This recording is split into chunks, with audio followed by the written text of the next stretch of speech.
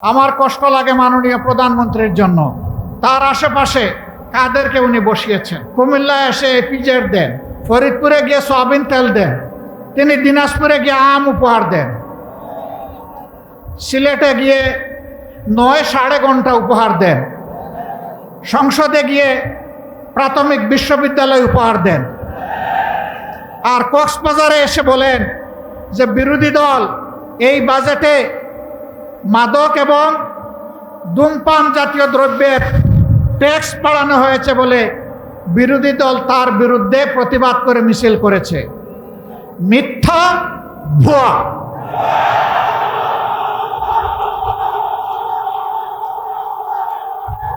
বিরোধী দলের কেউ এটা করে নাই। আমার করুণা লাগে। এই চট্টগ্রাম আরো গর্বিত, বর্তমান সরকারের আমলে সর্ববিষয়ে বিশারদ একজন সর্বমন্ত্রীও আপনারা পেয়েছেন। সত্যি আপনারা ভাগ্যবান। এইরকম আর একটা জেলা নাই যে এক মন্ত্রী সকল মন্ত্রণালয় চালায়, এমনকি প্রধানমন্ত্রীর কথা থাকে বলতে হয়। আমার একটু কষ্ট লাগে না, নিজেদের সন্তানকে বুহা বলতে নাই, আরে নিজের ছেলে কানা হলেও তো পদ্মলোচন। সম্মানিত বন্ধুগণ, প্রধানমন্ত্রীর এই পদটা রাষ্ট্রীয় পদ, তিনি রাষ্ট্রের প্রধান নির্বাহী। তার দিকে তাকিয়ে বিশ্বের জনগণ বাংলাদেশকে হিসাব করবে। তার মুখ দিয়ে যদি অনবরত এই সমস্ত ভুলভাল কথা বের হতে থাকে, বাংলাদেশ লজ্জিত হবে, ক্ষতিগ্রস্ত হবে। এদেরকে চিহ্নিত করুন। যারা আপনাদেরকে ভুল বুঝাচ্ছে, আপনার সম্মান মানে বাংলাদেশের সম্মান যারা ধ্বংস করছে, এদের ব্যাপারে ব্যবস্থা নিন। নইলে ক্ষতিগ্রস্ত শুধু আপনি হবেন না, গোটা জাতিকে আপনি ক্ষতিগ্রস্ত করবেন। এবারকার বাজেট বিরোধী দল প্রতিক্রিয়া জানাবে, খুবই স্বাভাবিক। এটা গণতন্ত্রের এসেন্স, এটা গণতন্ত্রের সৌন্দর্য। এতে রাগ করার কি আছে? অল্পতে ধৈর্য হারালে 18 কোটি মানুষের দায়িত্ব পালন করবেন কিভাবে? হ্যাঁ, জনগণ সমর্থন দিবে, প্রশংসা করবে। জনগণ যখন দেখবে জন আকাঙ্ক্ষা বাস্তবায়নে আপনি এবং আপনার সরকার আন্তরিক। কিন্তু জনগণ যখন দেখবে 70% মানুষের রায়কে আপনারা অপমান অগ্রাহ্য করছেন, জনগণ বসে বসে আঙ্গুল চুষবে না। রায় দিয়েছে জনগণ, মানতে হবে সরকারকে। যে সরকার জনরায় মানে না, সেই সরকার জনগণের সরকার হতে পারে না। সংসদে তারা বলেন তাদের হিসাব অনুযায়ী বিভিন্ন মেকানিজমে সরকারে গিয়ে এখন বলছেন 51% মানুষ তাদেরকে ভোট দিয়ে সরকার গঠনের সুযোগ দিয়েছে। ভালো কথা, কিন্তু 70% মানুষ যে ভোট দিয়ে বলেছে গণভোটের গণরায় মানতে হবে, সেটা মানছেন না কেন? 51% বুঝতে পারলেন, 70% বুঝতে পারেন না? হ্যাঁ, 9.5 ঘন্টা বললে আসলে হিসাব মিলাইতে সমস্যা হবে। হিসাব মিলানোর জন্য ভালো মানুষ পাশে রাখুন, জাতিকে নেতৃত্ব দেওয়ার জন্যে, যাদের অন্তরে দেশপ্রেম আছে, মানবতাবোধ আছে, চরিত্র যাদের উন্নত, যারা চাঁদাবাজদের থাঙ্গিদার নয়, তাদেরকে বসান। একজন কুখ্যাত ব্যাংক ডাকাত, তার গাড়িতে চড়ে যারা রিসিপশন নেবে, তাদের দ্বারা আপনার সরকার বাংলাদেশের জনগণকে কিছু দিতে পারবে না। প্রিয় দেশবাসী, আমরা চেয়েছিলাম জনগণের সকল সমস্যার সমাধান সংসদে হোক, সরকার চায়নি। আমাদেরকে তারা ঠেলে দিয়েছে জনগণের কাতারে। যদি গণভোটের রায় মেনে নেওয়া হতো, আজকের এই বিভাগীয় সমাবেশের প্রয়োজন হতো না। এতগুলো মানুষকে ত্যাগ স্বীকার করে এখানে আসতে হতো না। আপনারাই বাধ্য করেছেন। সংসদে আমরা এই দাবি উত্থাপন করেছিলাম, আলোচনা হয়েছে, আপনারা ফেলে দিয়েছেন, জনগণকে অপমান করেছেন। আমরা সেদিনই বলেছিলাম সংসদে কথা বলতে মাননীয় স্পিকারের অনুমতি প্রয়োজন হয়, মাননীয় স্পিকারের রুলিংয়ের প্রয়োজন হয়। যেহেতু এখানে আমরা সুবিচার পাইনি, আমরা এখন জনগণের সংসদে চলে যাচ্ছি। জনগণের বিষয় এখন জনগণের কাছে পেশ করব, সেখানে কোনো স্পিকারের অনুমতির প্রয়োজন হবে না। সেখানে মন খুলে কথা বলবো, জনগণ সিদ্ধান্ত নেবে আগামীতে তারা কি ফয়সালা দেবে। একটা স্বাধীন সার্বভৌম দেশ, সীমান্তে কি হচ্ছে আপনারা জানেন। আমরা নোটিশ দিয়েছি এই বিষয়ে আলোচনা করার জন্যে, আমাদের নোটিশ নিয়ে টাল বাহনা করা হচ্ছে। ভয় কিসের? কারে ভয় করেন?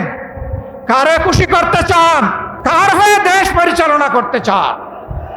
যদি বাংলাদেশের জনগণের সরকার হয়ে থাকে তাহলে এই ধরনের ইস্যু সংসদে আলোচনা করতে দিতে হবে। আমরা আলোচনা সংসদে করব না উত্তেজনা বৃদ্ধির জন্যে, আমরা আলোচনা করব বাংলাদেশের স্বাধীনতা এবং সার্বভৌমত্বকে সুসংহত করার জন্য। এটি আমাদের উপর অর্পিত পবিত্র দায়িত্ব। কিন্তু যদি আমাদেরকে এই আলোচনার সুযোগ থেকে বঞ্চিত করা হয় তাহলে মনে রাখবেন, মুষ্টিমেয় বিজিবি যাদের হাতে সরকারের দেওয়া অস্ত্র আছে তাদের পাশে আজকে যেভাবে হাজার হাজার জনগণ নিরস্ত হয়ে বুক পেতে দিয়ে নিজের সীমানা রক্ষার জন্য এগিয়ে গিয়েছে, 18 কোটি মানুষ এইভাবে কারো হাতে বাংলাদেশ ইজারা দেবে না।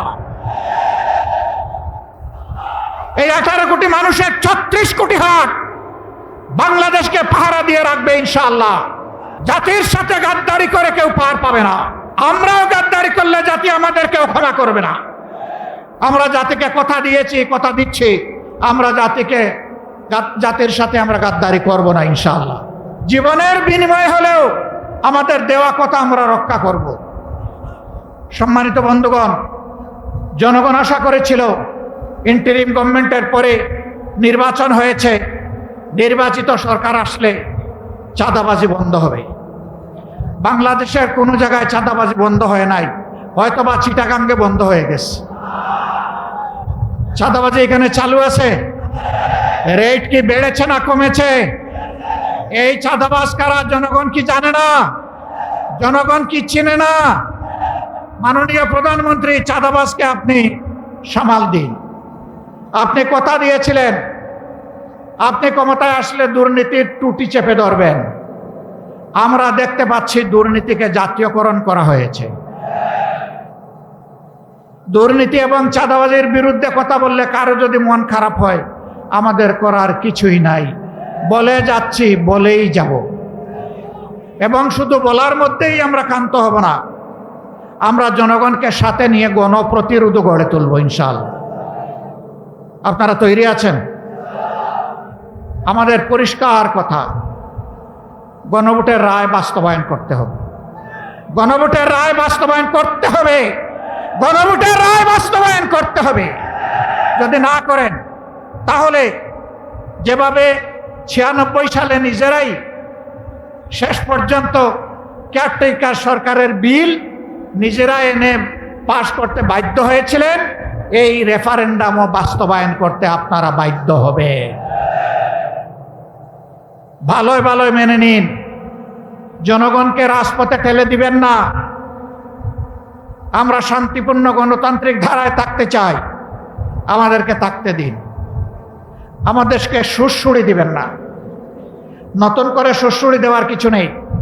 মাঝে মাঝে হুমকি ধমকি দেওয়া হয়, জেলের ভয় দেখানো হয়। ফাঁসিকে যারা তুচ্ছ মনে করে তাদেরকে জেলের ভয় দেখাবেন না। দেশ এবং জনগণের জন্য ফাঁসি বরণ করতে হয় প্রস্তুত। দেশ এবং জনগণের জন্য জীবন দিতে হয় প্রস্তুত। দেশ এবং জনগণের জন্য একবার নয় বারবার জেলে যেতে হয় প্রস্তুত। কিন্তু এই জেলের তালা স্থায়ী নয়, চাবিওয়ালাও স্থায়ী নয়। তালাও পরিবর্তন হয়, চাবিও পরিবর্তন হয়, এটা মাথায় রাখতে হবে। একদল ফ্যাসিবাদ কায়েম করতে গিয়ে বনে জঙ্গলে আশ্রয় নিয়েছে, খাল বিল নদী নালা দিয়ে পালিয়ে গিয়েছে। আপনারা কোন দিকে যাবেন? আমরা চাই না আপনাদের এই পরিণতি হোক। আমরা চাই না একটার পর একটা গণবিরোধী সিদ্ধান্ত নিয়ে দেশ এবং জনগণের ক্ষতি আপনারা করুন। আমরা পরিষ্কার বলে দিচ্ছি, আমরা দীর্ঘকাল বসে বসে আপনাদেরকে এই সুযোগ দেব না। সুযোগের সময় খুবই সীমিত, সময় ফুরিয়ে আসছে। এই সময়ের ভিতরে যদি পরিবর্তন হয়ে যান আপনাদেরকে অভিনন্দন জানাবো। যদি পরিবর্তন না হন তাহলে আপনাদেরকে আপনাদের পরিণতি গুনার জন্য প্রস্তুত থাকতে হবে। চট্টলাবাসী জনাব ডক্টর কর্নেল অলি আহমদ বীর বিক্রম আমার বিবেচনায় বর্তমান চলমান রাজনীতির তিনি হচ্ছেন সবচাইতে বয়োজ্যেষ্ঠ ব্যক্তি। তিনি বলেছেন, দুঃশাসন দুর্নীতির বিরুদ্ধে যদি আরেকটি বিপ্লব করতে হয় সেটা হবে ইনশাল্লাহ বীর চট্টলা থেকে। আপনারা সূচনা করতে রাজি আছেন? দেশের জন্য আরেকবার বুক পেতে দিতে রাজি আছেন? আমরাও ঢাকা থেকে আপনাদের সাথে চলে এসে রাজপথে একাকার হয়ে একসাথে দাঁড়িয়ে যাব ইনশাআল্লাহ। সবাইকে ধন্যবাদ। আল্লাহ হাফেজ। বাংলাদেশ জিন্দাবাদ। 11 দলীয় ঐক্য জিন্দাবাদ। আসসালামু আলাইকুম ওয়া রাহমাতুল্লাহ।